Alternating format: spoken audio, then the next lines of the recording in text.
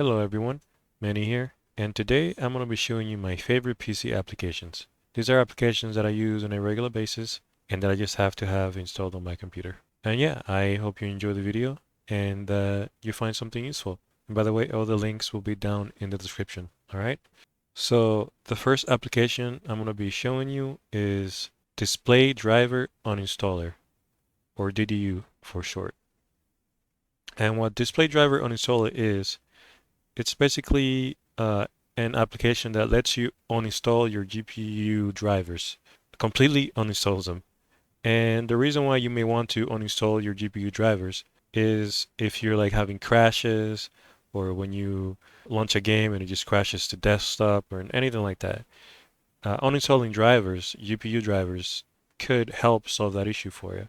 So when you first start the application, it'll greet you with this prompt here that basically tells you that they recommend that you start the computer in safe mode. Now, I'm not going to do that. I don't do that. You can do it if you want. If you want peace of mind, you can start in safe mode. However, I don't really start in safe mode. I think it's fine. It's worked fine for me so far. So you just click OK. And you want to go to the select device type and select GPU. And it should select your GPU automatically. If it doesn't, then just go here and pick from the drop-down menu your GPU, okay? Then you want to go here to options, and everything should be fine like this. It should be good. However, if you have this option here checked off, the show offers from our partners option, just check that off. Make sure that it's not selected, and then close. And then you want to come up here to clean and restart. And then once you click on here, it'll just kind of do its thing. It'll just kind of run through the processes. And once it's finished, it'll restart your computer. And then at that point, all the GPU drivers will be completely uninstalled, except for the really basic ones that you need to be able to display an image on the screen. All right, so that's our first piece of software. Okay, the next application perfectly complements the previous one, and that is NVClean Install. And what this application does is that it helps you install NVIDIA drivers cleanly. And what I mean by that is that when you go to the NVIDIA website or you use GeForce Experience to download your drivers, it comes bundled in with a bunch of garbage attached to it. Telemetry and just a bunch of other components that you don't need. So, like if you go to the task manager here, right, and you type in NV, I only have two processes here related to NVIDIA. This is the application in question, and this is the NVIDIA processes. So it's only two processes, right? But if I would bet that on your end, you probably have like 6 NVIDIA processes going on, which is just crap. And, it's just resources being utilized that you don't really need to be utilizing or wasting. So basically what this application does then is that it installs the drivers without all the extra components and extra garbage that NVIDIA has, right? So that's what this is for, which is why it's a perfect complement to DDU, because DDU helps you completely uninstall your drivers, and this helps you cleanly reinstall them, right? So when you open up the application, you want to make sure you've selected install best drivers for my hardware, right? And then you hit next. Also, don't forget to periodically check for driver updates if you want automatic NVIDIA driver updates. All right, so just hit next. And then here you want to check off physics, works, HDMI audio, it's fine. The runtimes, that's fine. USB-C driver, and that's about it. You don't need any of this other garbage. None of this. All right, so then hit next. And just let it do its thing.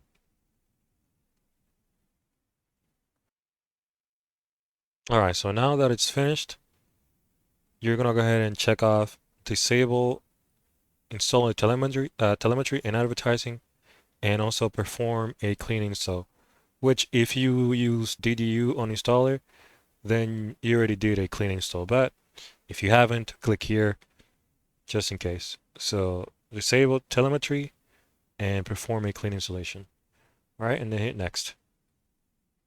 And then you hit install. and then it'll bring up the NVIDIA installer wizard. Click agree and continue, and then select costume advanced, and then hit next. And now you're gonna see all the components that you're installing. So this is everything you're installing, and we picked every single component here. Okay, and then you just have this bug checked off, and hit next, and then it'll install the drivers cleanly for you, and that's it. Okay, so our next application is MSI Afterburner. And MSI Afterburner is an application that is mainly used for overclocking your GPU. However, that's not really what I use it for most of the time. What I use it for is to display the frame rate and the temperature of my GPU when I'm playing a game.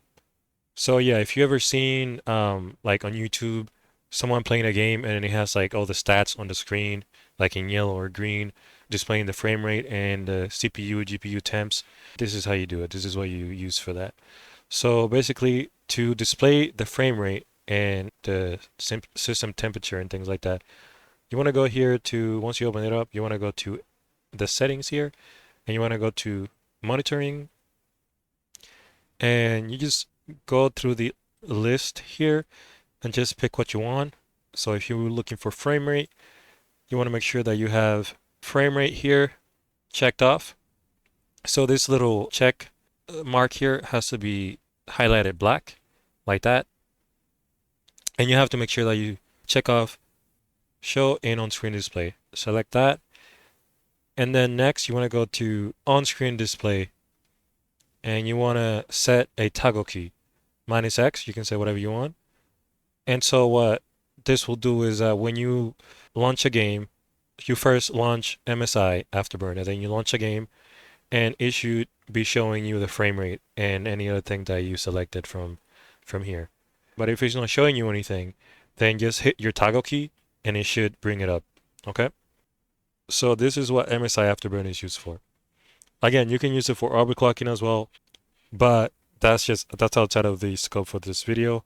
I won't be going into it, but there's tons of videos on YouTube that you can find that will help you, that will guide you through overclocking your GPU through using this software. Our next application is FanControl. And FanControl is a program that allows you to control your fans. Imagine that. FanControl allows you to tune your fan curves to exactly what you want. And you can use the sliders here to control the fan speed. And you can use these options here, these little plus icons, to set your fan curves to exactly what you want it to. You can also name your fans, and here it shows you the RPMs. You can turn your fans on and off. You can add more fans if need be. And here you have a quick setup. So if you want to assist a setup, you can click here. If you want to pair things automatically, you can click here. And this detects all of your fans. If you want to change your theme, you also have that option. You can change all the colors here. And if you want to display the temperatures for your GPU, your CPU, even your motherboard, you can select from here and it'll show it here. And you can also change the color for each of these. Like I have it here. This is the GPU temperature, and this is the CPU temperature here. And these are your settings here.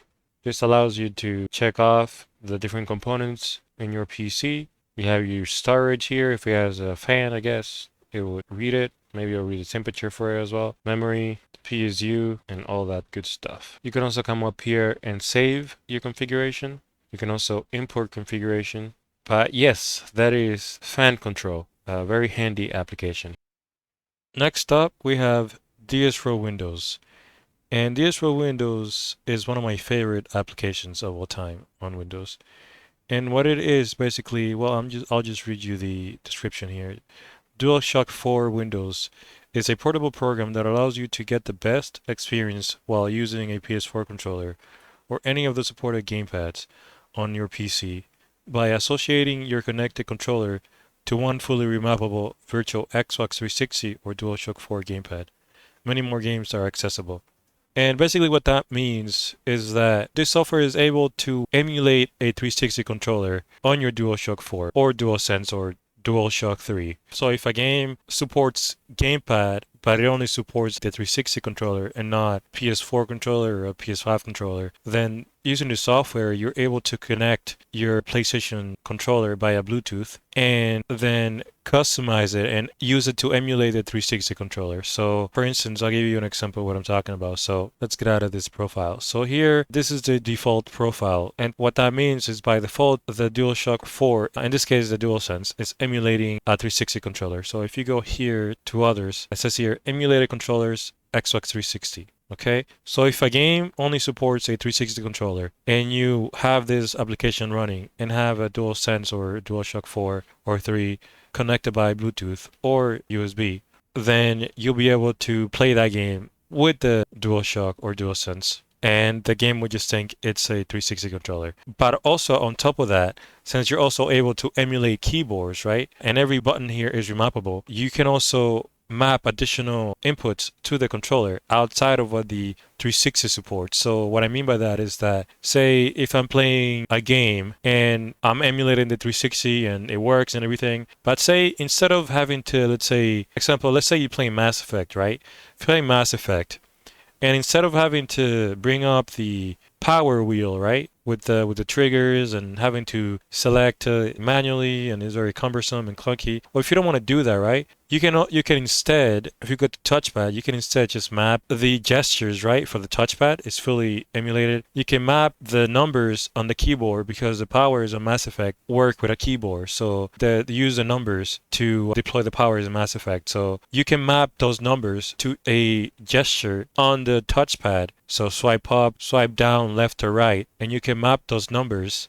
And then when you're in game, instead of maybe clicking the shoulders or the triggers to bring up the power wheel, you can just swipe up or left or down to activate your powers. And it's just awesome. It's smooth and the way it should be. And I don't understand why they didn't do it like that on console for the remastered trilogy, but it's really, really awesome. This is how I managed to play something like Guild Wars 2 with a controller. And I even have the preset here for Guild Wars 2 all set up. Yeah, so I have all the buttons mapped to play Guild Wars 2, and it's pretty awesome. You can totally do it. And for that matter, any game that doesn't support a gamepad on PC, you can still play it with a gamepad using this software. And yes, you can also do the same through Steam. So any games you have on Steam, you can use their Steam control mapping software, the functionality they have, to do the same thing that you're able to do with this program. However, it doesn't work for non-Steam games. And unless you want to like run every single game that you have that is not a Steam game through Steam and then having to have Steam running, then this is what you want to use, right? So when I'm playing a Steam game, I use a Steam input feature, and when I'm playing a non-Steam game, then I use this software. It's great. You can adjust the color of the light bar here. You can make it whatever you want, yellow, red, and it'll change on your controller as you change it. And you can also set up the gyroscope. So like if you're playing like like a racing game or something, you can set it up that way too. And also the vibration, you can also customize that. You can make it as strong or light as you want. You can customize the intensity. You can also customize the pull rate. Obviously, you'd want to have it at the max. So yeah, it is really pretty awesome. And I wouldn't go without it. I need this piece of software. I need it. Since I mostly play with controller, even on PC, this is essential. So yeah, check it out. It's awesome. Another piece of software, gaming software that I love, it's called Playnite, and I've actually made a video about it. Link down below, by the way, if you want to know more about it. So yeah, Playnite basically is a video game library manager. You use it to basically put all of your games from all of your other accounts, Steam, PlayStation, Epic, so on, all in one place, easily accessible, easier to keep track of your libraries, backlog, and things like that. So yeah, it's a pretty awesome and handy application, especially if you're into collecting games and things like that. This is great for that. So yeah, definitely check it out and check out the video. And I did a full guide on it. So yeah, pretty awesome. Definitely check it out. Next up, we have Parsec. And Parsec is a remote desktop app that allows you to remotely access your desktop. So say you're somewhere not at your house and you left your computer on and it has Parsec on. If you have an Android phone or if you have access to a computer, then you can just log into that computer or on your phone into Parsec, and then you'll be able to access your computer. And the latency is almost non-existent. It's the best latency I've experienced in any remote desktop application I've used, which includes Sony Remote Play and the Steam remote application that they have. So in my opinion, this is the best when it comes to latency. This is the best application that I've used. And yeah, you can use it for gaming. So if you want to access your gaming library while you're not at your house, you're at a friend's house, as long as your computer is on and it has Parsec running, then you can access your computer that way. And yeah, you can play any game through it. You can watch any movie, TV shows, access any file through your computer. It's just full control over your desktop. It's as if you had your computer with you, except you're just accessing it remotely. So Parsec is really awesome, just really great. I really recommend it. It's free, so check it out, give it a try, and I'm sure you really like it. So yeah, Parsec, pretty great. Next up, we have OBS. And what OBS is actually a screen recording or screen capturing and streaming application. It's actually the best screen recording and streaming application there is, and it's free. So if you ever wanted to capture your gameplay or stream your gameplay, then you can use OBS to do that. It's really good. I'm actually using it right now to capture this audio and video, as you can see. This is the Infinity window. So yeah, if you've ever been interested in anything like that, then definitely try it out. OBS, really good. Next up, we have DaVinci Resolve, which is a video editing application, and it's free. But just because it's free, it doesn't mean it's basic. It's actually one of the best video editing applications out there. We're talking about like Hollywood grade video editing here. It's being used in like Avatar. If you go to their website, you can actually see all the movies that they've used DaVinci Resolve on. So yeah, if you want to edit your videos or ever thought of, ever wanted to edit anything, use DaVinci Resolve. There's no monthly fee. There's no online check-in. None of that nonsense. If you want the pro version, you can get it, but you don't really need it. The pro version is used to like edit 8K videos and 8K color correction, things like that, HDR color correction. But I mean, do you really need that? Probably not. So this is good enough. So yeah, DaVinci Resolve. Check it out. Very, very good. Next, if you're looking for a video player that doesn't suck, look no further. I got you covered with VCL Media Player. It's one of the oldest video players out there, and it has improved a lot since it first came out. And it's free too. So VCL Media Player, it has all the codecs that you can possibly need, all the formats. So yeah, it's great. So if you don't want to use a Windows Media Player, you can use this. Or you can also use Media Player Classic, which is another just as good video player, and it has all the codecs as well. So yeah, if you don't want to use the default media player that comes with Windows, try out one of these or both of them. I have both of them. Why do I have both of them? Don't know. Just, makes me feel warm and fuzzy inside. So try it out. Really good video players. The Windows screen capture feature is good enough, but if you find it just a little bit bare bones, then you can always use ShareX, which is a screen capture application. And look at all these options you have here. Look at all this. You have your regular screen capture options here. You can capture obviously specific windows or applications, and just all these options here. Look at all this. You can also upload what you capture to social media and stuff like that. You can share it to Discord and Twitter and a number of other social medias out there. And yeah, there's way more options and way more things you can do with it. So yeah, ShareX is great. Check it out. Our next application is ImageGlass, which is an image viewer application. So in case you don't like the default image viewer that Windows comes with, you can try this one out. It's just a simple image viewer. There's really not much else to say. If you don't like the default one, just use this one. It's open source, it's free, and it's not Microsoft's. And in my eyes, that makes it better than the default.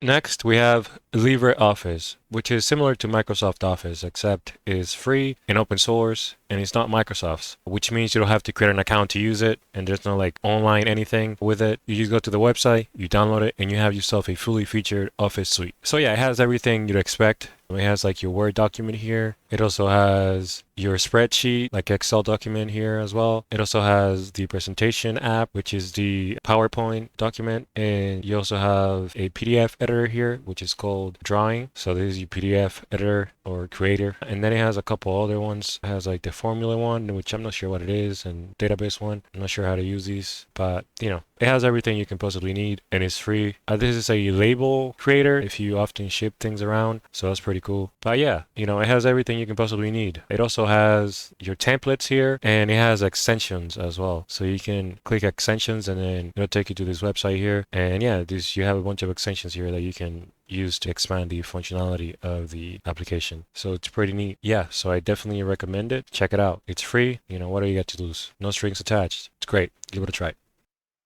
So Microsoft, in their infinite wisdom, has for some reason decided to screw up the volume mixer in Windows 11. It's no longer simple to just click on the volume mixer here and have it all at a glance all together. No, you have to click on this icon here, and then you have to click again here if you want finite control, and then you have this mess. So if you hate the volume mixer like I do in Windows 11, then fear not, I got you covered with EarTrumpet, which is an application that simplifies the volume mixer in Windows 11. And it truly is such a simple tweak, but it makes such a huge difference. Like, I'll show you. So you just close this here. So this right here is EarTrumpet. You see, one click and you have access to all of your apps and all of the volume controls at a glance. Like, why is that so hard to do, Microsoft? Why is it so difficult to just have this be the default way that you handle audio in Windows? So this is EarTrumpet. And so with one click, you have access to all of this. And you can switch sources by right-clicking and just picking from your sources here. Extremely simple, extremely easy. And if you want access to the legacy sound settings, then you just click on Windows Legacy, and then you can view all the legacy settings. So if you go to, let's say, sound settings, it'll take you to these settings. And if you go to the playback devices, it'll take you to the old interface here. Then you got your recordings and your sounds, and you know, there's the menu here. And yeah, it's just such a simple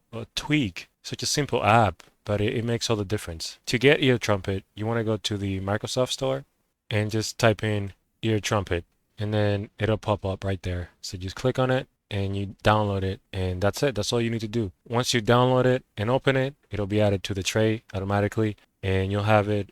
I think you'll have to like drag it out of the tray and put it onto here if you want to like just kind of be able to have it here on the taskbar. So you have to drag it over to the taskbar, but it'll be there, and it's just such an easy and simple thing. It's beautiful. So try it out. EarTrumpet.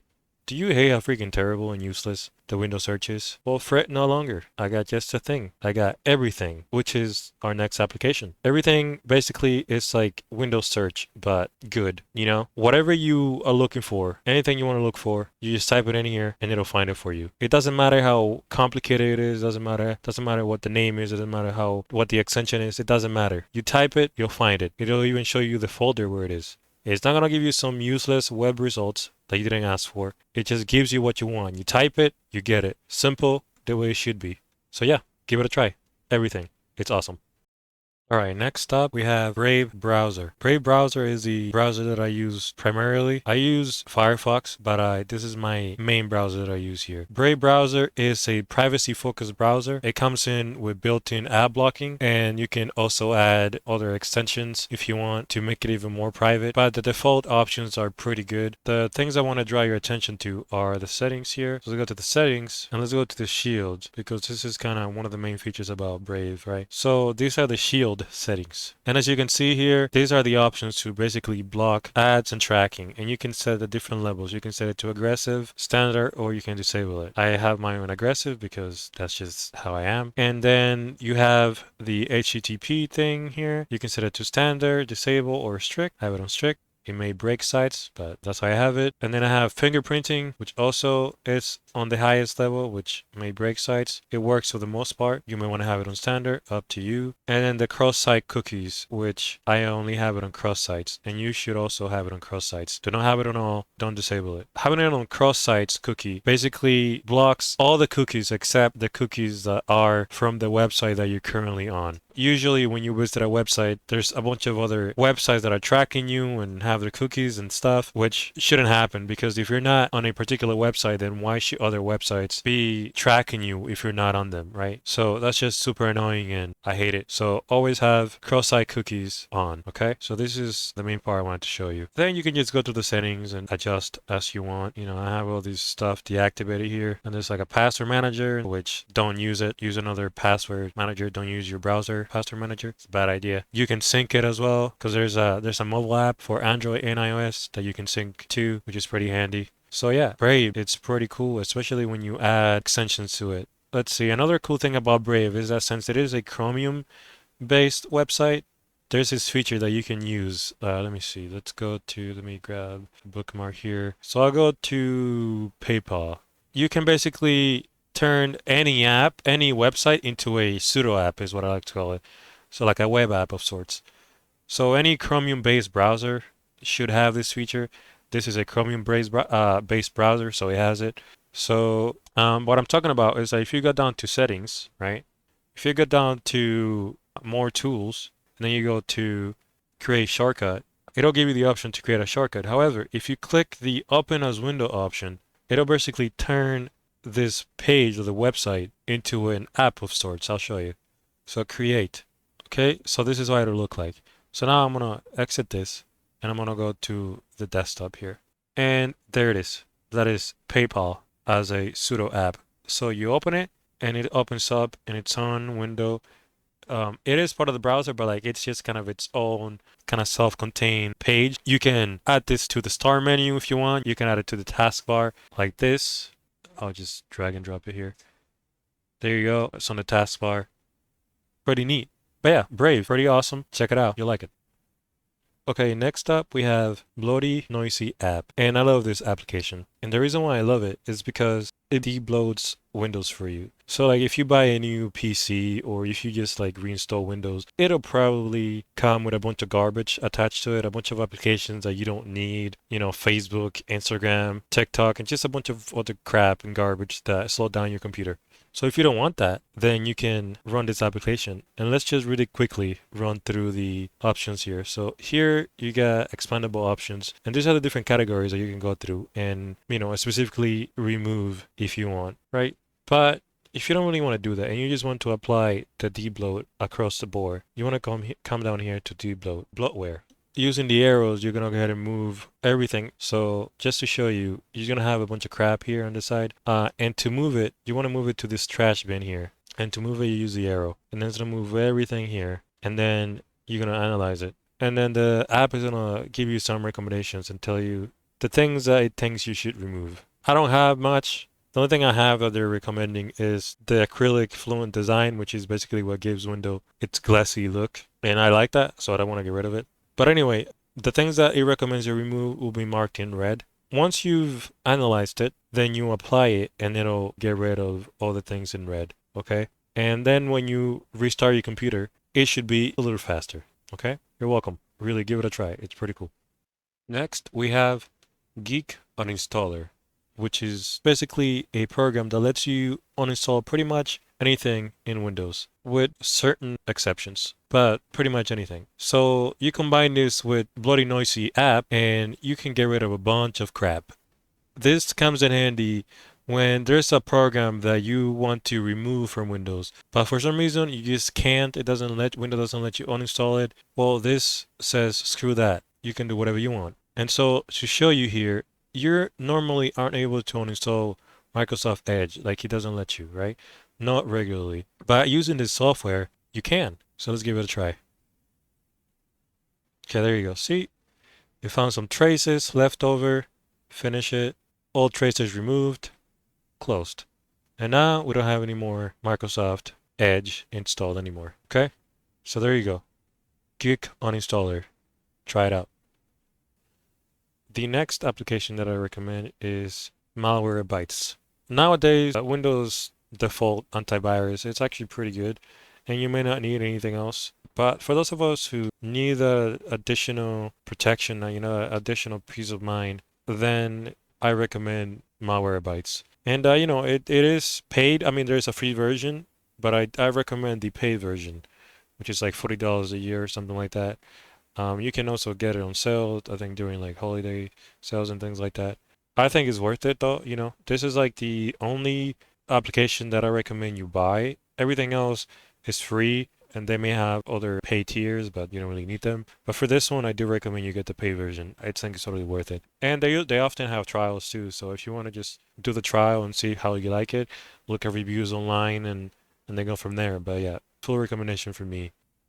Next up, we have Shutup 10. And Shutup 10, it's an application that lets you shut off a bunch of options that Windows uses, Microsoft uses to collect data, all the telemetry and privacy violating features that Windows has. This lets you just shut them all off. You're able to shut most of those features off manually yourself by going through the settings in Windows. But with this, you don't have to do it manually. This lets you do it in one single swoop. So if you go here to options and you go to apply recommended, it'll apply the recommended settings, which will be less than this, because this is me after I applied the recommended settings. I just went and through all the different categories and manually shut off some things that the recommended settings didn't get to. And so yeah, that's what I recommend you do. Just apply recommended. Once you've applied recommended, just look through the options, and if you see something you don't like, shut it off. Unless, of course, it says no. If it says no, then don't touch it. Leave it alone. Unless it's for the Microsoft Outlook or the Outlook Cloud app that sometimes comes with Windows, or all the time. If you want to deactivate that, then you can,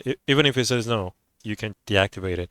But besides that, anything else that says no, do not touch it, right? If it's red like that, don't touch it. But yeah, this is Shutup 10. Very, very handy application. Give it a try. All right, the final app I want to recommend is qBittorrent. If you like torrenting things, look no further than qBittorrent. It's a free and open source application. It has no ads. It's light. It's quick. There's really not much else to say about it. If you like torrenting things, try it out. You can't go wrong. And with that, we have reached the end of this video. If you liked the video, if you got some value out of the video, then maybe give the video a like. And if you have any questions, you can put them in the comments. I'll do my best to answer them. And yeah, thank you for watching, and I'll see you on the next one. Bye!